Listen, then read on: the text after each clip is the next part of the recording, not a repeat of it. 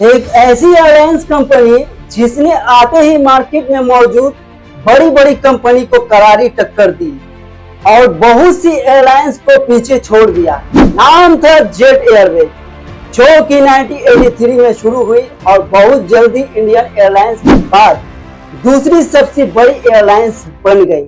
साल 2005 तक इसके कंपनी का रेवेन्यू $1 बिलियन तक चला गया था, लेकिन फिर से इसके फाउंडर की सिर्फ एक गलती की वजह से 2019 में भारी पूरी तरह से बैंक करप्ट हो गई थी। रातों रात 16,000 परमानेंट एम्प्लॉयज, 25,000 लेबर जॉब चाहिए, पर आखिर क्या थी वो वजह और किस तरह हुआ जेट एयरवेज बर्बाद?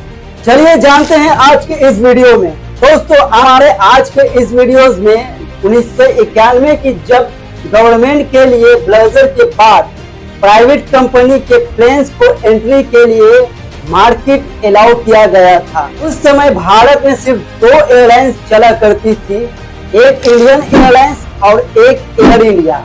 उस समय इंडिया में एयरलाइंस सेक्टर में एक बड़ा गैप क्रिएट था और ऐसे में और भी एयरलाइंस कंपनी की जरूरत थी। उस समय जेट एयरवेज की फर्म नरेश गोयल ने एक बड़ी अपॉर्चुनिटी रिलीज की और नरेश गोयल ने गल्फार और कुवैत एयर की सपोर्ट की वजह से 4 एयरक्राफ्ट को रिलीज पे ले लिया। 1993 में जेट एयरवेज का ऑपरेशन शुरू कर दिया। आपने ऑपरेशंस के पहले साल में उन्होंने 7,30,000 से ज्यादा पैसेंजर्स को ट्रैवल कराया और इसके बाद साल 1996 में जेट एयरवेज इंडियन एयरलाइंस के बाद 20% मार्केट शेयर के साथ दूसरी बड़ी एयरलाइंस कंपनी बनी और बस इसके बाद कभी जेट एयरवेज ने पीछे मुड़कर नहीं देखा। साल 2000 आते आते इंडिया की नंबर 1 एयरलाइंस कंपनी बन चुकी थी। साल 2004 में गांव में 520 रूल लॉन्च किया। इस रूल में यह था कि कोई भी कंपनी जिसके पास 20 राइट्स हो, 5 साल इंडियन एयरलाइंस में ऑपरेशंस कर चुका हो, वो इंटरनेशनल फ्लाइट उड़ा सकती है। इस तरह अपने इंटरनेशनल एक्सपेंसेस के गाना शुरू कर दिया। अब ऐसे में जेट एयरवेज के पास एक अच्छा मौका था।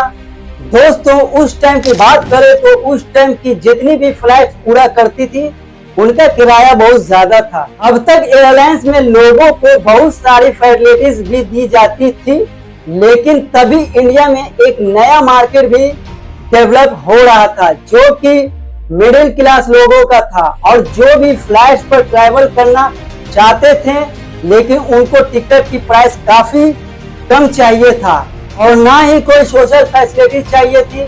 लोग बस कम पैसों में अपनी जरूरत के हिसाब से प्लेन में सफर करना चाहते थे और मार्केट की स्टैटिक्स और इसी की जरूरत को समझते हुए इंडिगो एयरलाइंस की शुरुआत हुई। इसने कि अपने कम रेट में लोगों को फ्लाइट की टिकट उपलब्ध कराए। इसी बीच जेट एयरवेज नहीं अपना ईपी यानी कि इंटरनेशनल पब्लिक ऑफरिंग इंडिया में लॉन्च किया था। तो चलिए इस वीडियो में बस आज के लिए बस इतना ही। तो मिलते हैं फिर किसी नेक्स्ट वीडियोस में, तब तक के लिए जय हिंद, जय भारत।